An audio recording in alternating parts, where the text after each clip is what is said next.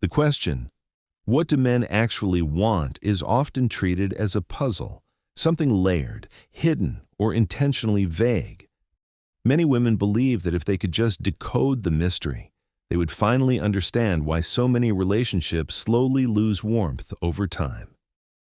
But the truth is far less complicated than it is uncomfortable. Men's core needs in relationships are remarkably simple, direct, and consistent.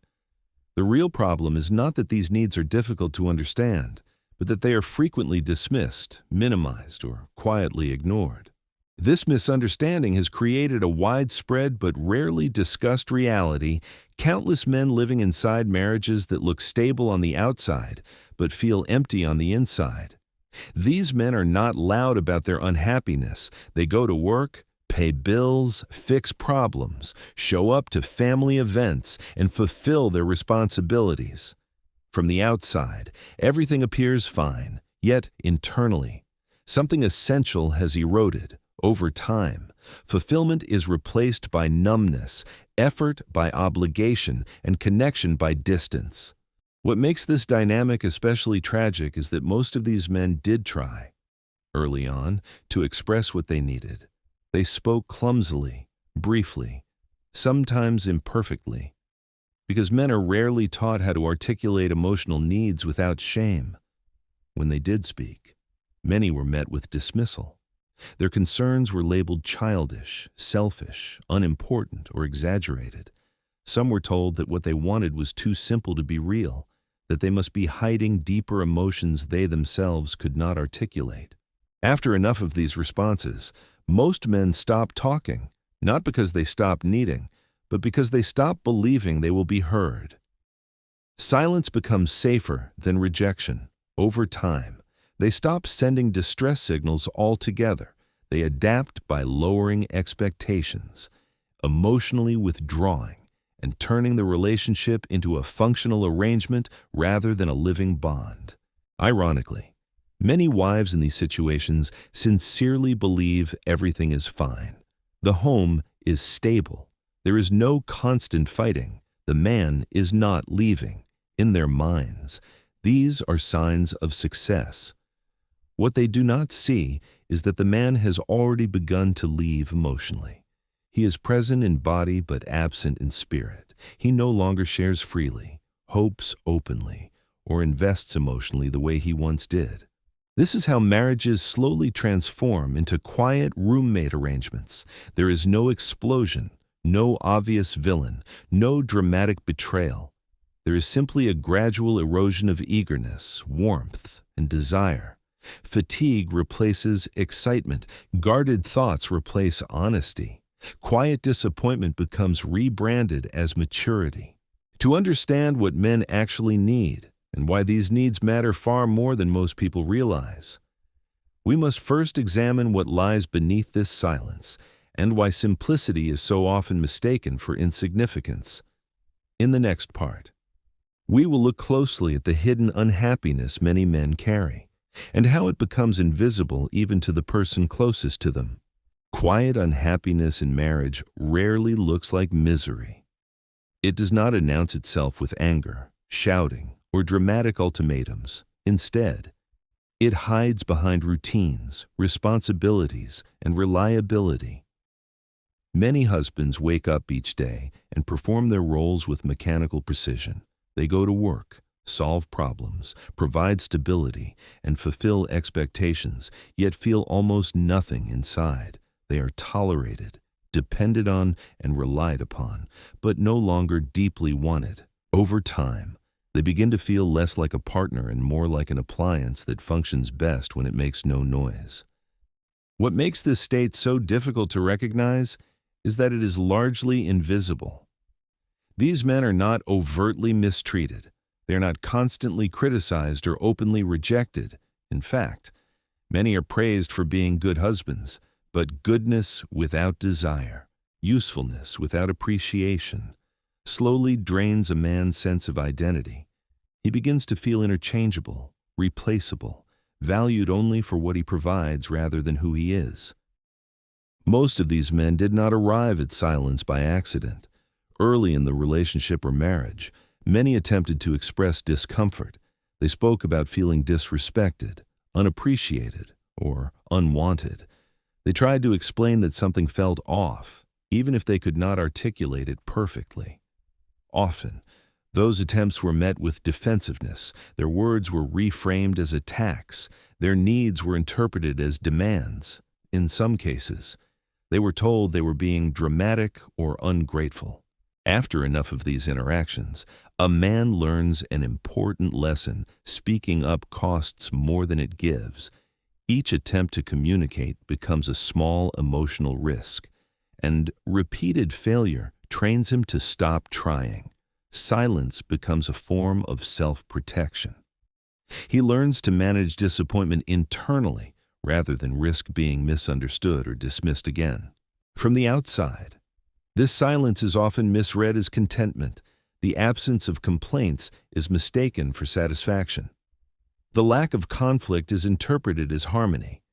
Many wives genuinely believe their marriage is healthy because there is no obvious crisis. The home functions, the bills are paid, the man is still there. What they do not see is that the emotional bond has thinned to the point where the man no longer feels safe or motivated to share his inner world internally. This creates a subtle but profound shift. The man stops looking forward to coming home. He stops expecting warmth or understanding. He begins to brace himself emotionally, even in moments that should be intimate or relaxed. His thoughts become guarded. His enthusiasm fades. Over time, this guarded state becomes normal, and quiet disappointment is rebranded as what marriage is supposed to feel like. This is not emotional maturity. It is emotional resignation. And resignation, when left unexamined, quietly destroys connection. To understand how this happens, we must now look at what men actually need to feel fulfilled, and why those needs are far simpler and far more fragile than most people assume.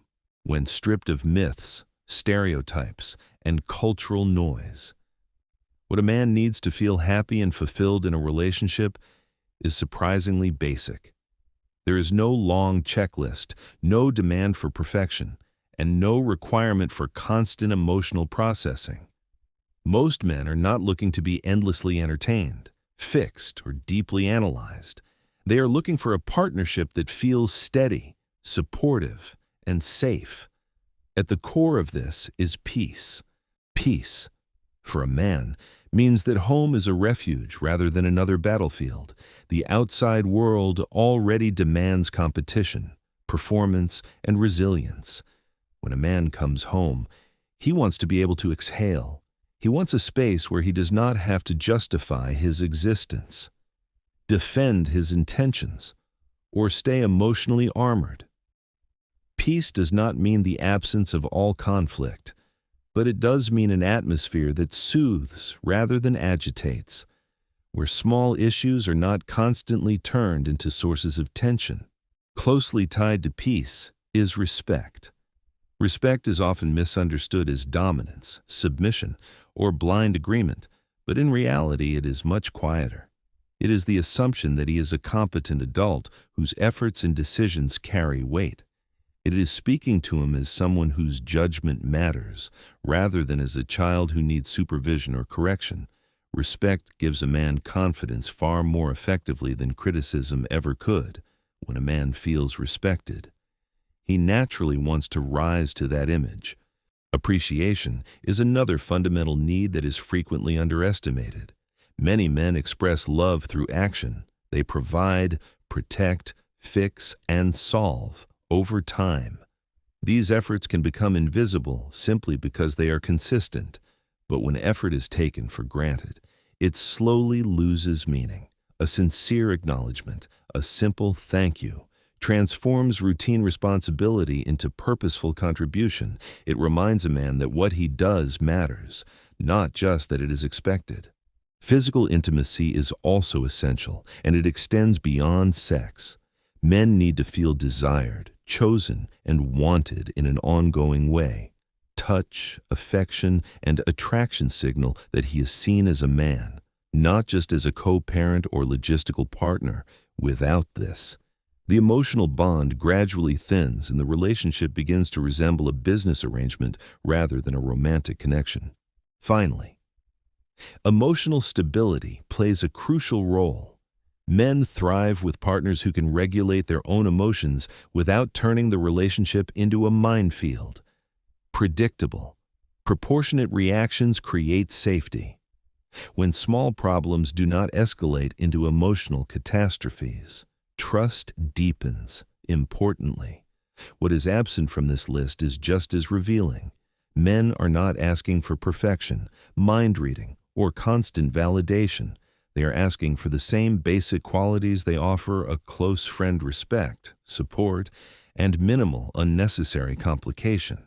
If these needs are so simple, the question becomes unavoidable: why are they so often unmet? In the next part, we will explore the paradox that causes straightforward needs to be doubted, dismissed, or ignored altogether. The paradox at the heart of many struggling relationships is this: men's needs are so simple that they are often not believed. When a man says he wants peace, respect, appreciation, intimacy, and emotional stability, it can sound incomplete to a partner who experiences emotions in a more layered and nuanced way. Many women assume that such direct answers must be hiding something deeper, something more complex that the man himself does not yet understand. As a result, the surface truth is overlooked in favor of searching for hidden meanings that are not there. This disconnect leads to a consistent pattern. Women are often taught to explore feelings thoroughly, to analyze emotional states, and to talk through problems in depth. When they apply this framework to men, they expect the same process. But most men do not experience their emotional world in this way. They do not require hours of discussion or constant emotional check-ins to feel connected. When they state their needs plainly, they mean exactly what they say. Another reason these needs go unmet is prioritization. In many relationships, the woman's emotional state becomes the emotional center of the household. If she is upset, the relationship is considered in trouble. If she is calm, everything is assumed to be fine. The man's emotional well-being is often treated as secondary or automatically satisfied as long as he remains present. There is an unspoken belief that if she is happy, he must be as well.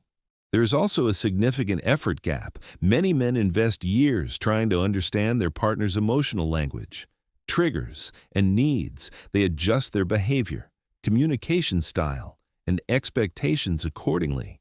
The reverse effort, however, is far less common. Because men's needs appear simple, they are assumed to require little attention, when in fact they require consistency. In more damaging cases, these needs are not just neglected but actively undermined. Peace is replaced with constant tension. Appreciation is replaced with criticism. Intimacy is withheld as leverage. Emotional instability is reframed as passion. Over time, indirect tactics such as nagging, silence, guilt, or withdrawal become normalized forms of control. When these tactics work, they solidify into habits. This teaches a man an unhealthy lesson: peace is only available through submission. He learns that harmony requires suppressing his needs and managing someone else's moods. Slowly, the relationship stops being about building a future together and becomes about avoiding conflict. While manipulation may create short-term compliance, it erodes respect and trust in the long term. The man does not usually leave immediately. Instead, he becomes private, emotionally distant, and internally detached long before any physical separation occurs. To truly understand why this dynamic persists, we must go deeper than behavior and examine the underlying mindsets that fuel it. In the next part, we will explore the deeper psychological roots that keep these patterns alive for years, even decades. Beneath these repeating patterns lie deeper psychological roots that are rarely confronted directly. One of the most common is a subtle form of selfishness, not always malicious, but deeply ingrained in this mindset. A partner is unconsciously seen as a resource rather than a fully separate human being with independent emotional needs. His value becomes tied to what he provides, how he supports, and how he stabilizes life, rather than to his inner experience. Closely connected to this is a scarcity mentality. When someone believes that giving peace, appreciation, or emotional space will somehow reduce what they themselves receive, relationships quietly turn into competitions. Love becomes transactional. Every act of generosity is weighed against what might be lost in this environment. Meeting a partner's needs feels risky rather than natural, and withholding becomes a form of self-protection. Another powerful factor is emotional solipsism, the assumption that one's own inner world is the primary reality. When this happens, a partner's feelings are treated as optional considerations rather than essential data. His requests for peace are heard not as needs, but as threats. "I need calm" is interpreted as your feelings don't matter. "I need respect" is heard as you need to be smaller. Over time, this misinterpretation shuts down communication entirely. Lack of awareness also plays a significant role. Many behaviors that erode connection are sincerely believed to be helpful. Nagging is framed as motivation. Criticism is reframed as guidance. Emotional withdrawal is justified as self-defense. Coldness is labeled as strength. When a man asks for something different, his words are filtered through these justifications, making real understanding nearly impossible. This creates a dangerous perception gap. As the man grows quieter, the relationship is assumed to be stabilizing. His reduced emotional expression is mistaken for maturity or acceptance. In reality, he is slowly exiting emotionally. This process can continue for years or even decades, with both partners living under entirely different interpretations of the same relationship. By the time separation or divorce enters the conversation, the emotional ending has often already happened long before. Paperwork simply formalizes what silence completed earlier. Understanding these roots is essential, but awareness alone does not repair damage. Relationships move in patterns, not isolated moments, to change direction. One must understand how these patterns spiral either upward or downward. That dynamic is what we will examine next. All relationships move in spirals, not straight lines. These spirals can lift a couple upward into deeper connection or pull them downward into quiet decay. An ascending spiral begins with generosity. When one partner offers peace, respect, appreciation, and stability without keeping score, it creates emotional safety. Safety encourages openness. Openness invites reciprocity. Over time, both partners feel seen and valued, and gratitude naturally replaces tension. A descending spiral follows the opposite path. Selfishness, defensiveness, and control create emotional threat. Threat leads to self-protection. Self-protection looks like withdrawal, resentment, or passive compliance. As each person focuses on guarding themselves, connection erodes. What remains is cohabitation, not partnership. The tragedy is that each person often believes they are reacting reasonably to the other, unaware that the pattern itself is the real problem. Breaking a downward spiral requires one uncomfortable truth someone has to give first. Waiting for the other person to change rarely works, because both are stuck responding rather than leading. Giving first feels risky. It feels unfair. It feels like surrender. But in reality, it is leadership. It is choosing the relationship over ego, at least temporarily, to test whether generosity can still revive connection. This does not mean tolerating disrespect or self-erasure. It means offering the very qualities that have been missing, calmly and consistently, without manipulation, peace instead of provocation, respect instead of correction, appreciation instead of criticism, intimacy instead of leverage, emotional stability instead of volatility, when offered sincerely. These behaviors often invite a response because they reintroduce safety into a system that has been starved of it. However, generosity must be real, not strategic. When kindness is used as a tactic, it is felt as pressure. The goal is not to force change, but to create conditions where change becomes possible. If nothing shifts over time, that information is also valuable. It reveals the true capacity of the relationship. Understanding these spirals leads naturally to action. Knowing what men need is only useful if it translates into behavior. In the next part, we will move from theory into practical reality and explore concrete ways these needs can be met in everyday life. Without grand gestures or emotional exhaustion, meeting a man's needs in practice does not require dramatic change or constant effort. It requires intention applied consistently in small, ordinary moments. Peace begins with choosing which battles matter and which do not.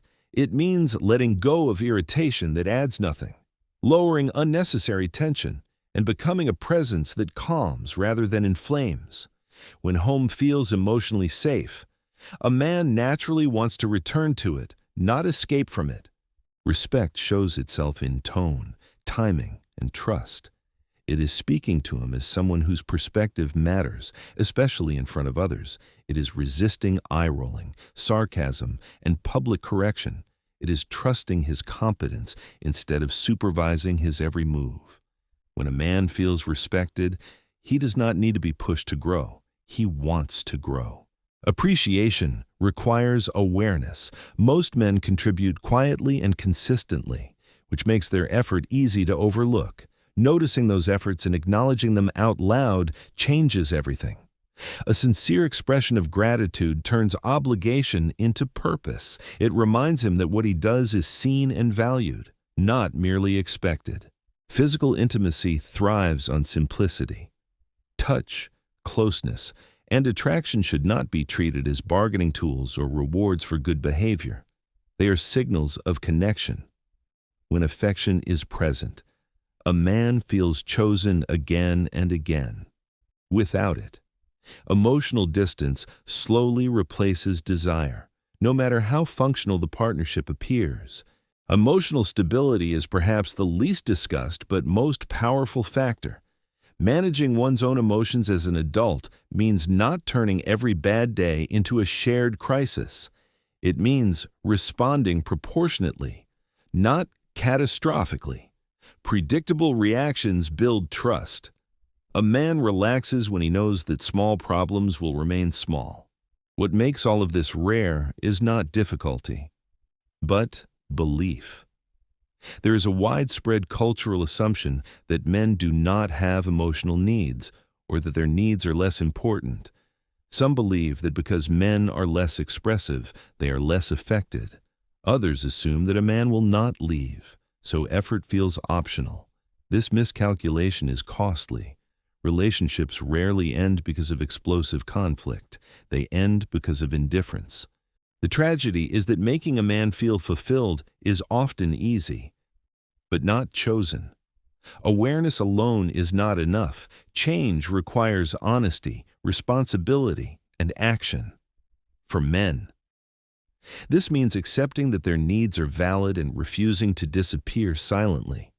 Teaching people how to treat you is not cruelty, it is clarity. For women, it means resisting defensiveness and listening without translating his needs through your own emotional framework. Asking sincerely what he needs and believing his answer is an act of respect in itself. Every relationship eventually reaches a crossroads. Accept the dynamic as it is, change your behavior and see what follows, or leave and start anew. What quietly destroys relationships is not anger, betrayal, or even conflict. It is the slow normalization of emotional neglect. Choosing differently is always possible, but only for those willing to see the truth clearly and act on it.